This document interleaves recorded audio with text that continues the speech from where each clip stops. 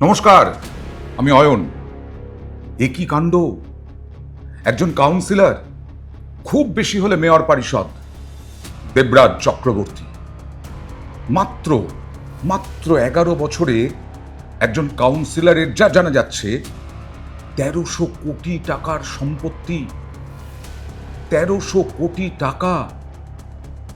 ছোটবেলা থেকে বড়দের কাছ থেকে শুনতাম, ধীরে ধীরে এগো, সবকিছু তাড়াতাড়ি পেতে চেও না। কিন্তু এই দেবরাজের উল্কার গতিতে উত্থান, হ্যালির ধূমকেতুকেও হার মানাবে, এতই উল্কার গতিতে উত্থান। 2013 বিধাননগর পুর নিগম এলাকার একটি উপনির্বাচন হয়েছিল। তখন টিকিট চেয়ে পূর্ণেন্দু বসুর কাছে দরবার করেছিলেন এই দেবরাজ। পূর্ণেন্দু বসু একসময় মন্ত্রী ছিলেন। যখন মমতা বন্দ্যোপাধ্যায় সিঙ্গুর, লালগড়, নন্দীগ্রাম এই সমস্ত জায়গা আন্দোলন করছেন, তখন বরাবর পাশে ছিলেন এই পূর্ণেন্দু বসু। এই পূর্ণেন্দু বসু বিধায়ক ছিলেন। এই পূর্ণেন্দু বসুর আত্মসহায়ক হিসেবে নিজের ক্যারিয়ার শুরু দেবরাজ চক্রবর্তীর।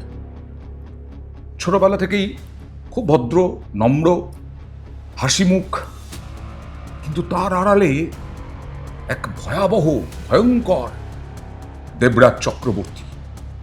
জানতেন যারা অত্যাচার সহ্য করেছেন এতদিন, যারা এতদিন তার তোলাবাজি, তার দুর্নীতি শিকার হয়েছেন, তাঁরা জানতেন কি ভয়ঙ্কর দেবরাজ চক্রবর্তী। 2015 বিধাননগরের মধ্যে ঢুকে যায় রাজারহাট গোপালপুর পুরসভা, এবং সেই সময় দেবরাজ টিকিট চায় তৃণমূল কংগ্রেসের, কিন্তু পায়নি। টিকিট না পেয়ে দল ছেড়ে যোগ দেন কংগ্রেসে অধীর চৌধুরীর নেতৃত্বে। সেই সময় জানা যাচ্ছে যে অধীর চৌধুরীর নেতৃত্বে এই দেবরাজ চক্রবর্তীকে নেওয়া হয়েছিল কংগ্রেসে। 2011-তে যখন প্রথম তৃণমূল সরকার হয়, পূর্ণেন্দু বসু সেই মন্ত্রিসভায়, প্রথম সরকারের মন্ত্রিসভায় পূর্ণেন্দু বসুর জায়গা হয়, আত্মসহায়ক হিসেবে কাজ শুরু করেন এই দেবরাজ চক্রবর্তী। তারপরে তিনি টিকিট চান, কিন্তু টিকিট না পেয়ে কংগ্রেসে। এবং বিধাননগর ভোটে দাঁড়ানোকে কেন্দ্র করে পূর্ণেন্দু বসু, তৃণমূলের রাজ্যসভার সাংসদ দোলা সেন, দেবরাজের বিবাদ চরমে উঠেছিল। এবং জানা যায় সেই বিবাদের জেরেই তৃণমূলের টিকিটটা পাননি দেবরাজ। আর 2015-এ তৃণমূল ছেড়ে কংগ্রেসে যোগ, সেই সঙ্গে ছেড়ে দেন পূর্ণেন্দু বসুর আত্মসহায়ক পদ, এবং তারপর 7 নম্বর ওয়ার্ড থেকে কংগ্রেসের টিকিটে প্রতিদ্বন্দ্বিতা করেছিলেন। ভোটের দিন গন্ডগোলের অভিযোগে গ্রেফতারও হয়েছিলেন দেবরাজ চক্রবর্তী। যদিও 2015 সালে কাউন্সিলর হিসেবে প্রথম শপথ নেন দেবরাজ চক্রবর্তী। কারো মাধ্যমে অভিষেক বন্দ্যোপাধ্যায়ের কাছে নাকি খবর গিয়েছিল এই দেবরাজ চক্রবর্তী কিন্তু তরুণ তুর্কি, তাকে দিয়েই কাজ হবে, তাকে দিয়েই যা যা করতে চাইবেন তাই হবে। সুন্দর স্বভাব, সদা হাস্যময়, নিপাট ভদ্রলোক দেবরাজ চক্রবর্তীকে অভিষেক বন্দ্যোপাধ্যায় পছন্দ করে নিলেন, এবং পরবর্তীকালে অভিষেকের ব্যাপক ঘনিষ্ঠ দেবরাজ চক্রবর্তী। এই শুরু হলো উত্থান দেবরাজ চক্রবর্তী। এবং এই দেবরাজ চক্রবর্তী মাথায় হাত কার? অভিষেক বন্দ্যোপাধ্যায়। দেখে কে দেবরাজ চক্রবর্তীকে। অভিষেক বন্দ্যোপাধ্যায় অনেক সময় নাকি পরিচয় দিতেন নিজের ভাই হিসেবে দেবরাজ চক্রবর্তীকে। তাহলে যেখানে দেবরাজ চক্রবর্তীকে ভাই হিসেবে পরিচয় দিচ্ছেন, তখন দেবরাজ চক্রবর্তী তো স্নেহে, উল্টো দিকে শ্রদ্ধায় মুড়ে রাখা একজন তরুণ তুর্কি দেবরাজ চক্রবর্তী। এই দেবরাজ চক্রবর্তী সেই ছোটবেলার কথা শুনলেন না।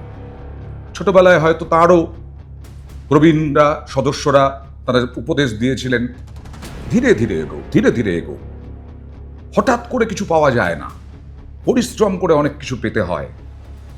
দেবরাজ চক্রবর্তী বোধহয় সেই কথা মানেননি। এবার তৃণমূলের অভিষেক বন্দ্যোপাধ্যায়ের ইচ্ছেতেই টিকিট পেলেন। আবার রাজারহাট গোপালপুর কেন্দ্র থেকে পূর্ণেন্দু বসুকে সরিয়ে দেবরাজের স্ত্রীকে টিকিট দেওয়া হলো এবং অদিতি মুন্সি, যিনি গোটা রাজ্যকে গান শুনিয়ে বিভোর করে তুলেছিলেন, কোনো একটি বেসরকারি চ্যানেলের রিয়েলিটি শোতে যিনি খুব খুব সাফল্য পেয়েছিলেন এবং নতুন করে একটা নতুন প্রজন্মকে কীর্তন শোনাতে পেরেছিলেন। সুন্দর কণ্ঠ, সরস্বতীর মতো চেহারা, সেই অদিতি মুন্সি দেবরাজের স্ত্রী হলেন এবং তারপরে টিকিট পেলেন, বিধায়কও হলেন। কিন্তু এবার তিনি হেরে গেলেন তরুণ জ্যোতি তিওয়ারির কাছে। তরুণ তুর্কি দেবরাজ চক্রবর্তীর স্ত্রী অদিতি মুন্সি, দেবরাজ চক্রবর্তী একেবারে ফুলে ফেপে উঠেছেন। সেই দেবরাজ চক্রবর্তীর স্ত্রীকে তরুণ জ্যোতি তিওয়ারি তিনি হারিয়ে দিলেন। তারপর থেকেই জানা যাচ্ছে দেবরাজ চক্রবর্তী ব্যবসাদার, প্রমোটার, ফুটপাথের দোকান, ঝালমুড়ি বিক্রেতা, তাদের কাছ থেকে কিভাবে তোলাবাজি করেছেন। প্রথম আমাদের কাছে মিডিয়ার কাছে মুখ খোলেন সাহস করে কিশোর হালদার, প্রমোটার। তার মাথা ফাটিয়ে দেওয়া হয়েছিল বন্দুকের বাঁট দিয়ে, কারণ তার 12 থেকে 13 কোটির প্রজেক্ট, খুব একটা বেশি নয়, প্রমোটার মানে ছোটখাটো প্রমোটার। 1 কোটি টাকা চাওয়া হয়েছিল তার কাছে। 1 কোটি টাকা তার পক্ষে দেওয়া সম্ভব নয়, তিনি 27 লক্ষ টাকা দিয়েছিলেন। কিন্তু তারপর দেবরাজ চক্রবর্তী তিনি বলছেন সমরেশ চক্রবর্তী, তৎকালীন কাউন্সিলর, তার কাছে যেতে। সমরেশ চক্রবর্তীর নেতৃত্বে 40-50 জন দুষ্কৃতী, মানে দেবরাজ চক্রবর্তী, সমরেশ চক্রবর্তী, তাদের টাকায় বেড়ে ওঠা, ভুঁড়ি মোটা হওয়া, হাতে সোনার চেন পরা, গলায় সোনার চেন পরা এইসব সাগরেদরা পাড়ায় পাড়ায় ঘুরে বেড়াতো, আমরা দেখতাম। এই 40-50 জন দুষ্কৃতী বন্দুকের বাঁট দিয়ে মেরে মাথা ফাটিয়ে দিয়েছিলেন কিশোর হালদারের। প্রথম অভিযোগ। এই অভিযোগ আর কেউ করতে পারেননি। আর দেবরাজ চক্রবর্তী গ্রেফতার হওয়ার পর তার উল্কার গতিতে যে সম্পত্তি, সেই সম্পত্তির কিয়দংশ এখনো পর্যন্ত খোঁজ পাওয়া গেছে, সেটা প্রায় 200 কোটির আপাতত, এখনো পর্যন্ত সূত্র মারফত আমরা যেটা জানতে পারছি। যেই গ্রেফতার হলেন দেবরাজ চক্রবর্তী, পালিয়ে বেড়াচ্ছিলেন, দেবরাজ চক্রবর্তীকে খুঁজে ফেলল এসটিএফ। মুখ্যমন্ত্রী শুভেন্দু অধিকারী তিনি হুঁশিয়ারি দিয়ে গিয়েছিলেন ওই এলাকায় গিয়ে যে দেবরাজ চক্রবর্তীর নাম না করে ডাকাত বলে তিনিও জাহাঙ্গীরের মতো পার পাবেন না। তরুণ আইনজীবী প্রতিবাদী যাকে আপনারা 27,000-এরও বেশি ভোটে জিতিয়ে একটা ডাকাতকে হারিয়ে দিয়েছেন। তরুণ জ্যোতিকে বলবো এফআইআর কপিগুলো, সার্টিফাইড কপিগুলো আমার কাছে পাঠাবেন ভাই। ওই ভাইবোর যে টেনিয়াটা এখানে ছিল আর কোথায় গেছে? অনেক মামলা দিয়েছে, অত্যাচার করেছে, 21-এর পরের অত্যাচার।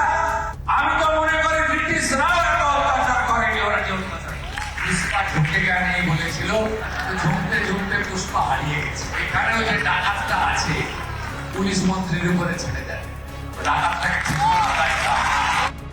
এই হুঁশিয়ারি দেওয়ার পর তন্ন তন্ন করে খোঁজা হচ্ছিল দেবরাজ চক্রবর্তীকে। হাইকোর্ট রক্ষা কবচ দেয়নি, শুধুমাত্র অদিতি মুন্সির সন্তানের কথা মাথায় রেখে অদিতি মুন্সিকে রক্ষা কবচ দিয়েছিল হাইকোর্ট। তারপরেই এসটিএফ এর তল্লাশি, আর 16ই জুন থেকে লাপাতা এই দেবরাজ চক্রবর্তী, যার 1300 কোটি টাকা সম্পত্তি।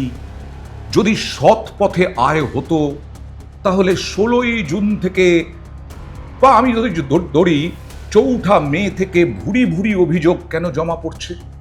যদি 1300 কোটি টাকার সম্পত্তি সত্যি থাকে, যদি 1300 কোটি টাকার সম্পত্তি সৎ পথে হয়ে থাকে, তাহলে 16ই জুন থেকে প্রায় 1 মাস হতে চলল তিনি কেন পালিয়ে বেড়াচ্ছিলেন? কেন কখনো কালিম্পং, কেন কখনো পুরুলিয়া, কেন রাঁচি যাওয়ার চেষ্টা? এই প্রশ্ন তো উঠবেই। দেবরাজ চক্রবর্তী যদি এতই সৎ হন, তাহলে উল্কার গতিতে কি করে ১৩০০ কোটি টাকার সম্পত্তি হয়? এও তো প্রশ্ন উঠবে। তিনি তো অন্য কোনো চাকরি করতেন না, তিনি তো অন্য কোনো বড় বিজনেস করতেন না। যদিও একটা কোম্পানির নাম ছিল, সেই কোম্পানির নামের অ্যাকাউন্টে টাকা ঢুকতো। কিভাবে টাকা ঢুকতো? কোথা থেকে টাকা ঢুকতো? একজন ব্যবসাদার স্বপন রায়চৌধুরী, তিনি আজকে অভিযোগ করছেন 4 বার তার ব্যবসা তুলে দিতে হয়েছে এই তোলাবাজিতে, ভয়ঙ্কর রকমের আশঙ্কায়, আতঙ্কে। একজন মহিলা, তিনি অভিযোগ করছেন 15 লক্ষ টাকা দিয়েও ফ্ল্যাট পাননি। মানে প্রমোটারদের কাছ থেকে শুধু নয়, ফ্ল্যাটের ক্রেতা তাদের কাছ থেকেও এই রকম তোলাবাজি। ১৩০০ কোটি টাকা বোধহয় আমাদের কাছে স্বচ্ছভাবে আসছে কি না তাও জানি না, আরও হয়তো আছে। বিদেশ বিভূঁইও নাকি প্রচুর সম্পত্তি আছে, সেই সব জায়গাতেও নাকি অনেক কিছু কিনে রেখেছেন এই দেবরাজ চক্রবর্তী।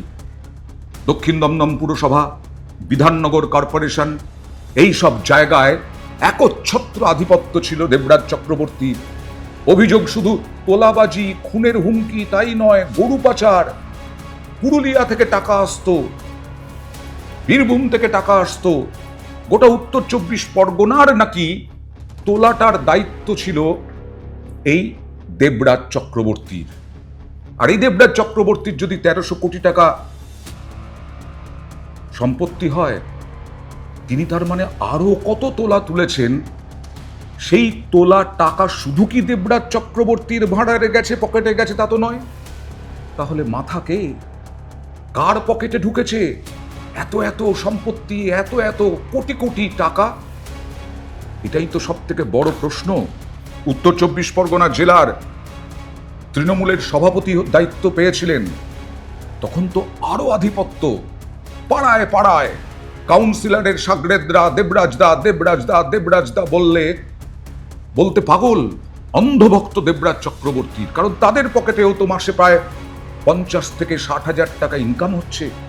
আমি আপনি ১২-১৩ ঘন্টা চাকরি করে, পরিশ্রম করেও যা ইনকাম করতে পারি না, এদের হাতে সোনার চেন, গলায় সোনার চেন, বাইক, ঘুরে বেড়াচ্ছে শুধুমাত্র। কাজ কি? যেটা আমরা দেখেছি বিভিন্ন সময়, রাত্রিবেলা বালির ট্রাক, বালির লরি, সিমেন্টের লরি, চিপসের লরি, সেগুলোকে সাইড করা, সেগুলোকে নামানো, ওঠানো, প্রমোটারের কাছ থেকে হুমকি দিয়ে টাকা তোলা, এই সব করে বিরাট কর্মসংস্থান। দেবরাজ চক্রবর্তীরও এইটাই একটা শিল্প ছিল, শিল্পপতি তিনি। এই শিল্পপতির গুণেই তিনি আজকে এই ১৩০০ কোটি টাকার মালিক। ২১-এর ভোট পরবর্তী হিংসায় প্রসেনজিৎ দাস নামে এক বিজেপি কর্মী, তাকে খুন করার অভিযোগও ওঠে। ব্যবসায়ীদের খুনের হুমকিও দিতেন বলে অভিযোগ। আজকে যখন দেবরাজ চক্রবর্তী গ্রেফতার হওয়ার খবর বাগুইয়াটি অঞ্চলে, দক্ষিণ দমদম পুরসভা অঞ্চলে ছড়িয়ে পড়ে, তখন বিজেপি উল্লাসে মেতে ওঠে। সেইখানে প্রসেনজিৎ দাসের মা উপস্থিত হয়েছিলেন, চোখের জল ফেলেছেন, সন্তান হারিয়েছেন, স্বামী হারিয়েছেন, তারপরে এখন স্বস্তির নিঃশ্বাস ফেলছেন। কিন্তু দেবরাজ চক্রবর্তীকে আর স্বস্তির নিঃশ্বাস ফেলতে পারবেন? উল্কার গতিতে নিজের জীবনযাত্রা অতিবাহিত করেছেন, অদিতি মুন্সিও জড়িয়ে গেছেন। রক্ষা কবচ না পেলে তিনিও হয়তো গ্রেফতার হতেন। কিন্তু এই দেবরাজ চক্রবর্তী স্বস্তির নিঃশ্বাস কি ফেলতে পারবেন? মানুষের হায় লাগে বলে, অভিশাপ বলে, পাপেরও বাপ থাকে বলে। ইডি স্ক্যানারেও এখন দেবরাজ চক্রবর্তী। মুখ্যমন্ত্রী শুভেন্দু অধিকারী গুন্ডা দমন আইন এনেছেন, যেটা বারবার বলা হচ্ছে। মানুষ চাইছেন যে এই দেবরাজ চক্রবর্তীদের মতো যারা তোলাবাজ, যারা দুর্নীতিগ্রস্ত, তাদের সম্পত্তি যেন বাজেয়াপ্ত হয়, ক্রোক হয়। তাই সাধারণ মানুষ চাইছেন এই প্রতারণা, বিশ্বাসভঙ্গ, অপরাধমূলক ষড়যন্ত্র, সংগঠিত অপরাধ, এই সবে খুনের হুমকি, খুনের অভিযোগ, এই সব অভিযোগে বিদ্ধ দেবরাজ চক্রবর্তী যেন কোনোভাবেই স্বস্তির নিঃশ্বাস না ফেলতে পারেন। দেখা যাক, প্রশাসনের ওপরে তো ভরসা রাখাই উচিত, রাখতে হবে, যা আমরা গত 15 বছরে রাখতে পারিনি।